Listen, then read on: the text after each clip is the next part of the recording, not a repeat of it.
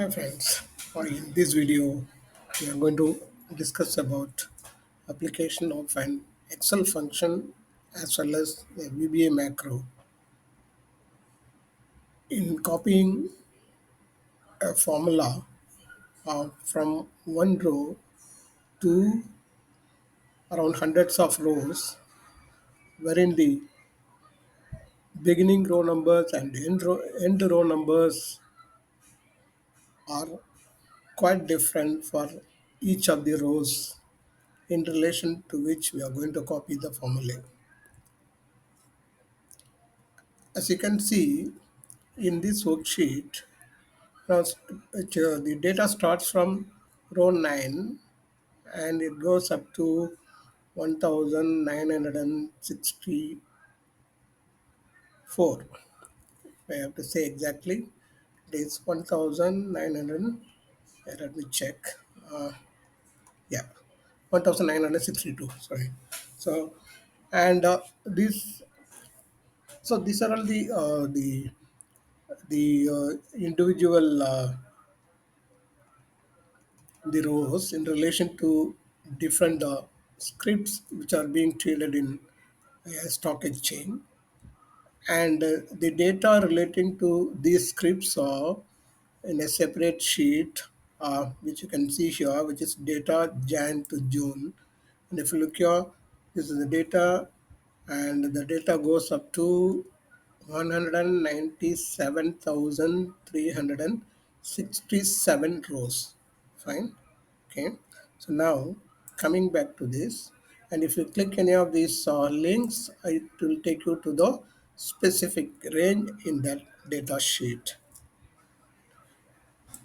Now, how to now you see the here I'm just going to deal with a simple metric which has been computed from the entire data. There are many metrics which have been computed. I'm taking up one particular metric in relation to which I'm copying.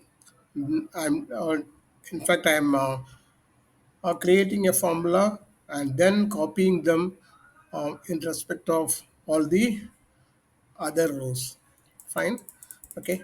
Um, and here you cannot simply copy and paste. So suppose you enter a formula and then simply copy and paste in all the rows. It is not possible here because the row numbers are different for each of the cases, and these rows have already been collected by way of another macro, and they have been entered here.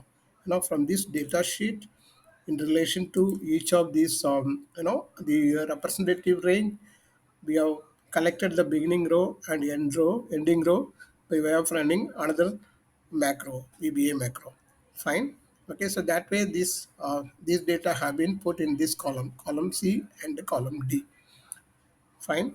Okay, now I am just going to type the text which relates to the ultimate formula, which will be applied in counting the number of parameters. In this case, the parameters are there in column AM for the entire data. Okay, because as I told you, there are many metrics which have been calculated, and this column AM calculates metric in relation to a 5-day moving average. Fine. Okay. Now, these are all the rows, like if you can see 1 to 42, 1 to 42, then 43 to 54, then say for example 241 to 363. It goes up like that, and it goes, the ending one is let me take you there. The ending one starts at row number 197,226 and ending with 197,367. Just for example, let me click on this.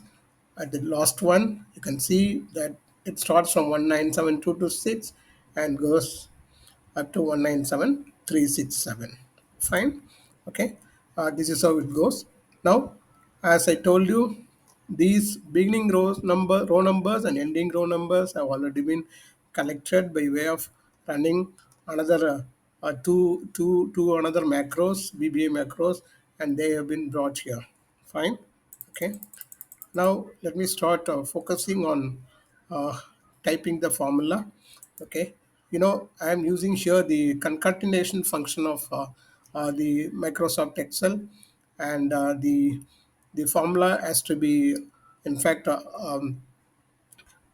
operating on this data sheet.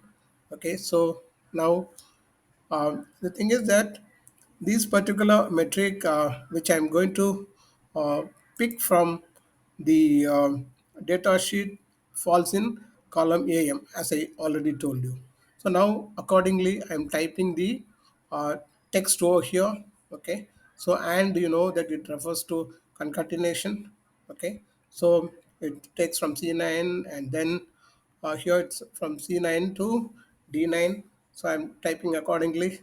Then it has to be, in the AM column, it has to be each value which is greater than zero. Because moving average, when you're calculating moving average, the if you're calculating, say, moving average for five days, then first four value for the first 4 days there will not be any moving average. So the moving average for 5 day moving average will start falling from day five. Okay. So, and this applies to each of the scripts. Fine. Okay. So each of the scripts, as far as the prices are concerned, upon which the moving average 5 day moving average have been calculated, for the first four values there will not be any moving average computation. So the moving average computation starts from the fifth value for each of the scripts. Fine. So now, so about here, what I'm doing is that, so we know the column, okay, and we know the row numbers. The only thing is, I want to, based on the range. So totally based on the range which have already been, we already taken from these row numbers, as I told you. So now in this range, each of the ranges, I just want to count the number of uh, occurrences of this 5 day moving average. Fine. Okay. So that's how I'm typing out this formula, and each of the places I'm using the basic text. Then I'm adding some more text. Then I'm just combining them. Then I'm adding count if. Then I'm adding equal to.